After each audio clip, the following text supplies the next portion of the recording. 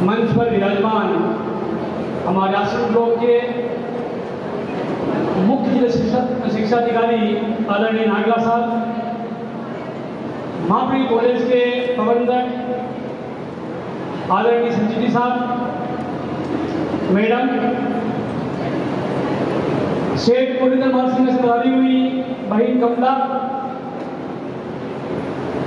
विभिन्न शिक्षण संस्थान से बधाए हुए सभी शिक्षाविद, महाप्रज्ञ कॉलेज के विद्वान स्टाफ साथी और प्रशिक्षण प्राप्त कर रहे छात्राध्यापक, मुझे विषय दिया गया है ज्ञान प्रदान करने में शिक्षण तकनीकों का उपयोग एवं महत्व।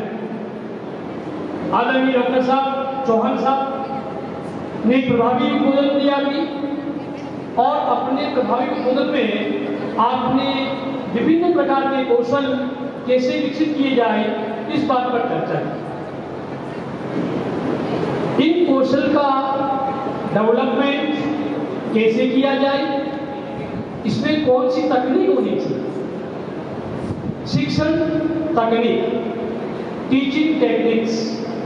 टीचिंग टेक्निक्स वो टूल है जो छात्र और अध्यापक को जोड़ती है और अपनी शिक्षण कला को सहज और मनोरंजनकारी बनाती है। जब तक अपनी शिक्षण कला आनंददायक नहीं होगी, बच्चे की मानसिक स्तर के अनुकूल नहीं होगी, तब तक बच्चा अपने से जुड़ नहीं पाएगा। पहला दायित्व एक शिक्षक का होता है अपने शिक्षार्थी को उस व्यवस्था से जोड़े। एक पशु को, चाहे घोड़ा है, हम उसको खींच करके पानी का तालाब या नदी के पास ले जा सकते हैं, लेकिन पानी पीने के लिए हम उसको बाध्य नहीं कर सकते।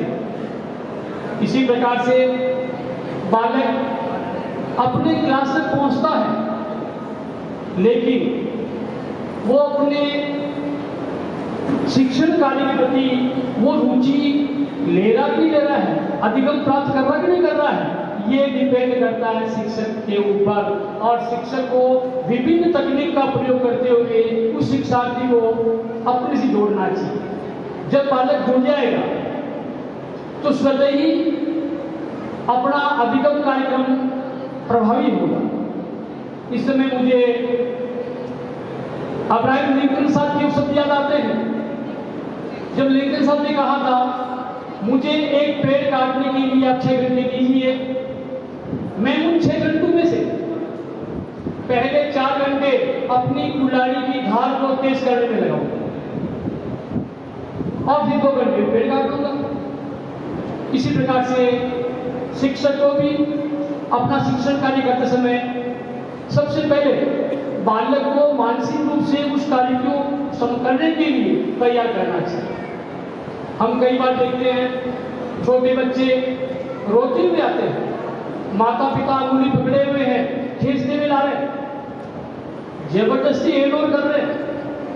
मेरे विद्यालय में बहनें बैठी हुई है, हमारी कमलेश मैडम है, ये क्लासेस देखती छोटी छोटी क्लासों को, बच्चे पेरेंट्स लाते हैं, इनको जबरदस्ती थोपते हैं। मैं भी कहता हूँ मैडम संभालो उसको, बच्चा लेकर आ रहा है। ये व्यवस्था नहीं होनी चाहिए। सबसे पहले दायित्व शिक्षक का होता है कि किस प्रकार से उस बालक को हम मेंटली तैयार करें। इसके लिए में किस टेक्निक का उपयोग करना है, हमारे में कितना ज्ञान है, हम कितने ज्ञानी हैं, शिक्षक को कितना ज्ञान है, ये एक अलग तरीका है। आप अपने उस ज्ञान को, अपने उस शिक्षार्थी को कितना दे पा रहे हैं, किस प्रकार दे पा रहे हैं, देने का तरीका क्या है। देने का तरीका वही उपयुक्त होता है जिससे बालक सीख जाए। हर शिक्षक की टीचिंग टेक्निक जो होती है वो डिफरेंट होती है। किसी भी एक चैप्टर को बढ़ाने के लिए एक शिक्षक अलग टेक्निक का उपयोग करता है, ये जो आवश्यक नहीं है कि दूसरा शिक्षक उसी का उपयोग करे। हमें यहाँ से भिलवाड़ा जाना है। भिलवाड़ा पहुँचने के लिए अनेक मार्ग हो सकते हैं। हम उसी मार्ग का चयन करते हैं जो हमें सुगम लगता है, अच्छा लगता है, हम उसी मार्ग पे जाएंगे। शिक्षक को भी इस प्रकार से टीचिंग टेक्निक का प्रयोग, उसका चयन अपने अनुसार, अपने विवेक के अनुसार और अपने जो शिक्षार्थी हैं उनका मानसिक स्तर क्या है, उनके अनुकूल करना चाहिए, जिससे उसका शिक्षण कार्य आनंददायक हो सके, बच्चा मानसिक रूप से उस शिक्षण व्यवस्था से जुड़ सके। यदि ऐसा कर लिया तो निश्चित रूप से हमारा शिक्षण कार्यक्रम जो है वो प्रभावी होगा, स्थायी होगा और बच्चा मानसिक जुड़ेगा और रोता हुआ नहीं आएगा, बल्कि बड़े ही हर्षोल्लास के साथ में हमारे विद्यालय में आएगा, क्लास में उपस्थित होगा। क्लास को जीवंत बनाने का दायित्व भी शिक्षक का होता है और क्लास को जीवंत बनाने के लिए भी शिक्षक को विभिन्न टेक्निक्स का प्रयोग करके क्लासरूम को जीवंत बनाना चाहिए। अभी वर्तमान में समावेशी शिक्षा की बातें की जा रही है। नई राष्ट्रीय शिक्षा नीति 2020 आ चुकी है और इसके अंदर भी समावेशी शिक्षा का उल्लेख किया गया है। समावेशी शिक्षा एक ही क्लासरूम के अंदर विभिन्न व्यक्तित्व वाले विद्यार्थियों को एक समान शिक्षा प्रदान करना, ये हमारे लिए चुनौती है और इस चुनौती का सामना हम तभी कर पाएंगे जब हमारे में वो कला है कि हम किस टेक्निक का प्रयोग करें। अनेक टेक्निक्स होती है शिक्षण का लिए। अभी हमारे नए छात्राध्यापक बैठे हुए हैं और शिक्षा जगत का भावी दायित्व आप लोगों के कंधों पर है। मुझे बहुत खुशी है हमारे डॉक्टर साहब जो यहाँ के डायरेक्टर महोदय हैं, आदरणीय शंकर जी, जिन्होंने एक पवित्र और नेक कार्य किया है शिक्षा जगत के लिए। ऐसे कार्यक्रम बहुत कम होते हैं जबकि होने चाहिए। देश की उन्नति के लिए, देश के विकास के लिए भावी शिक्षकों को, वर्तमान शिक्षकों को, शिक्षाविदों को ऐसी जानकारी मिलनी चाहिए और जानकारी मिलने के लिए यही अच्छा प्लेटफॉर्म होता है। इसके लिए आपने बहुत अच्छा प्रयास किया। मैं तहे दिल से इस महाविद्यालय का आभारी हूँ कि आपने ऐसा अच्छा प्रयास किया है जो होना चाहिए। मैं बात कर रहा हूँ भावी जो हमारे छात्राध्यापक महोदय हैं, विराजे हुए हैं। आप भावी शिक्षक हैं और राष्ट्र का सारा बजट आपके ऊपर है, शिक्षा जगत का आपके ऊपर है और भावी नागरिक तैयार करना आपके कंधों के ऊपर ये वजन है। आपको तहे दिल से ये प्रशिक्षण प्राप्त करना चाहिए और विभिन्न जो टेक्निक्स हैं उन टेक्निक्स को आपने अपने जीवन में लेना चाहिए। कई बार जो है आपको एंट्रेंस के लिए भेजते हैं, तब भी अपन क्या करते हैं, उसको जो है प्रयास कर लेते हैं और उनको जुगाड़ बिठाने का, वहाँ की संस्था प्रधान से मिलकर के मैं नहीं आऊँ और मेरी लग जावे उपस्थिति, ये गलत तरीका है। हमें डेफिनेटली वहाँ जाना चाहिए, बच्चों से जुड़ना चाहिए। इससे आप बच्चों की जो साइकोलॉजी है उसका अध्ययन कर पाओगे और हमें किस प्रकार से कौन सी टेक्निक का प्रयोग करना है आप वहाँ सीख पाओगे। मैं कुछ बातें जो महत्वपूर्ण है मैं नोट करके लाया हूँ, ये मैं आपके बीच रखना चाहूँगा। वर्तमान समय में भारत सरकार, जैसा मैंने आपसे निवेदन किया, कि समावेशी शिक्षा के सिद्धांत को अपना रही है, जिसमें सभी प्रकार के छात्रों को एक ही क्लासरूम के अंदर समान शिक्षा प्रदान करना का विचार रखा गया है। ये विचार तभी संभव होगा जब हम जो है उचित टेक्निक्स का प्रयोग करें। शैक्षिक तकनीक का सामान्य शब्दों में अभिप्राय क्या होता है, अध्यापक द्वारा शिक्षण के दौरान प्रयुक्त की जाने वाली एक विधा है। इसे हम एक टूल के रूप में प्रयोग करते हैं, टूल औजार के रूप में।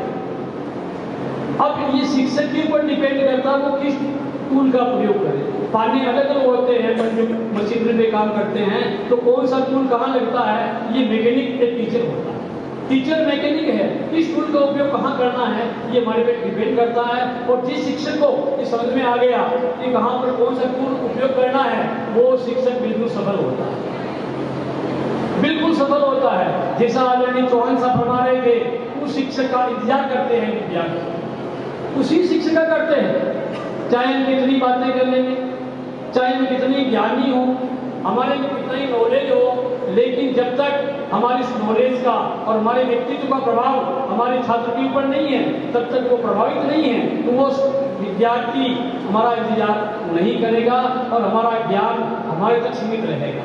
हमेशा टूल का उपयोग करते हुए अपने ज्ञान को वहां तक प्रेषित करना चाहिए। ये टूल वो होता है जो कार्य को सरल, बेहतर और रोचक बनाता है।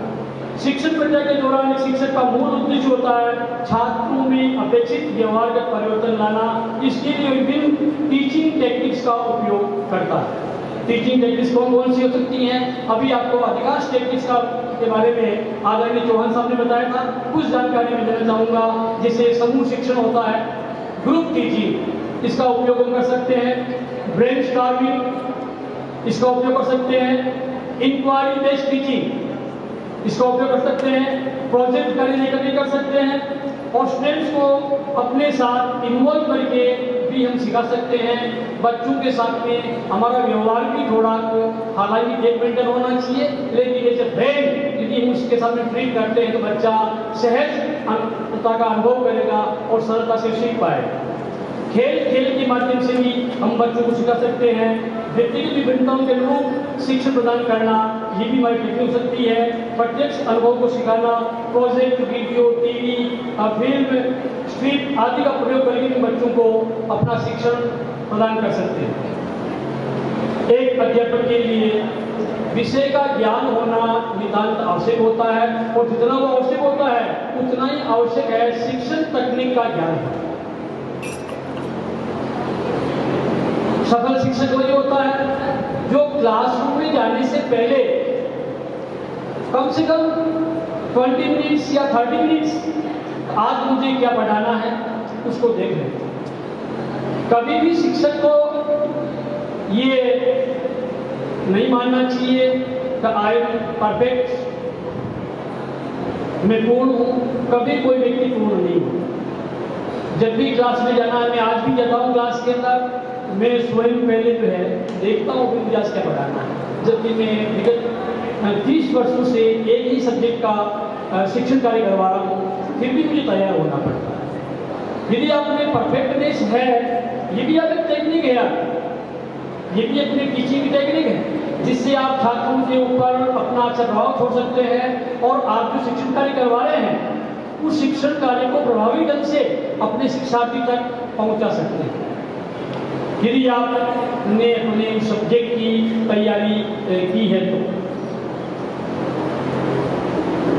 एक शिक्षक अपनी बेहतर टेक्निक के माध्यम से खेल विधि को जीवंत बनाते हुए सिखा सकता है, जबकि दूसरा टीचर उसी टॉपिक को किसी अन्य विधा से भी दे सकता है। विधा वही अच्छी है जिसके माध्यम से अपना शिक्षार्थी सीख सके और मनोवैज्ञानिक तरीके से हम ये जांच लें कि हमारा जो शिक्षार्थी है उसको क्या चाहिए, क्या फील कर रहा है, उसको मानसिक रूप से जोड़ सके, ऐसी विधा का हमें चयन करना चाहिए।